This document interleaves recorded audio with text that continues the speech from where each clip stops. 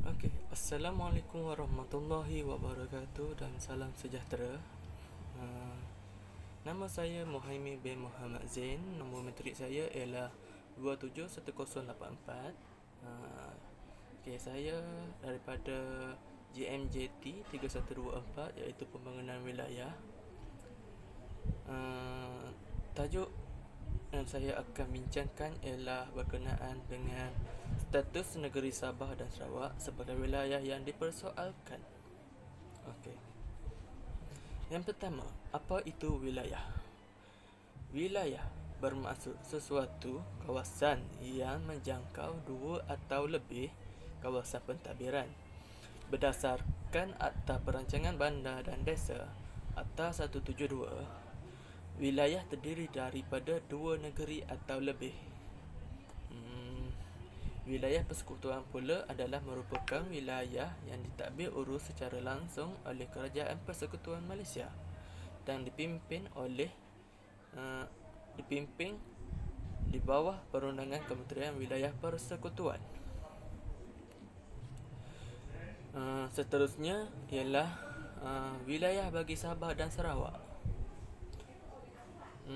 Perdana Menteri Tan Sri Muhyiddin Yassin semasa lawatannya di Sarawak, beliau mengatakan bahawa Sabah dan Sarawak bukan lagi negeri tetapi menjadi sesuatu yang lebih tinggi, iaitu boleh dipanggil sebagai wilayah.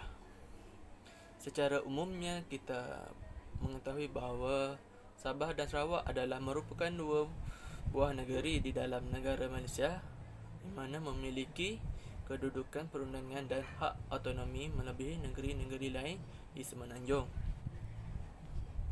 Hak autonomi adalah merujuk kepada tiga bahagian, iaitu yang pertama, perundangan politik, kedua, ekonomi, dan ketiga, sosial budaya. Jadi ianya seperti yang terkandung sebagai jaminan perlembagaan ketika pembentukan Persekutuan Malaysia pada tahun 1963. Oleh hal yang demikian, ianya memberi suatu kegembiraan kepada rakyat Sabah dan Sarawak kerana ia satu permulaan yang baik untuk mencapai autonomi sebenar yang bertepatan dengan Perjanjian Malaysia pada tahun 1953. Seterusnya ialah berkaitan dengan usaha melindungi hak negeri Sabah dan Sarawak. Tan Sri Muhyiddin Yassin telah memberi jaminan hak Sabah dan Sarawak yang mana akan terus dilindungi berlandaskan perlembagaan, manakala semua tuntutan negeri itu dinilai secara adil dan saksama.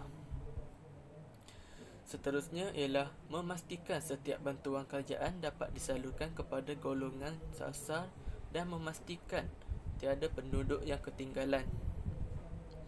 Seterusnya pula, beberapa kemajuan menerusi peranan tiga jawatan kuasa kerja yang mengesyorkan kepada MA 63 yang berhubung tentang cadangan penyelesaian mengenai isu spesifik berkaitan perundangan bagi rakan sekutu, keselamatan negeri dan sosioekonomi. Komitmen ini dizahirkan kerajaan menerusi penubuhan portfolio khusus bagi hal ehwal Sabah dan Sarawak di peringkat persekutuan. Seterusnya ialah 5 perkara yang perlu difahami tentang pertukaran terma wilayah Sabah dan Sarawak. Yang pertama ialah terma wilayah bagi Sabah dan Sarawak adalah satu istilah yang berbeza dengan negeri-negeri di Semenanjung.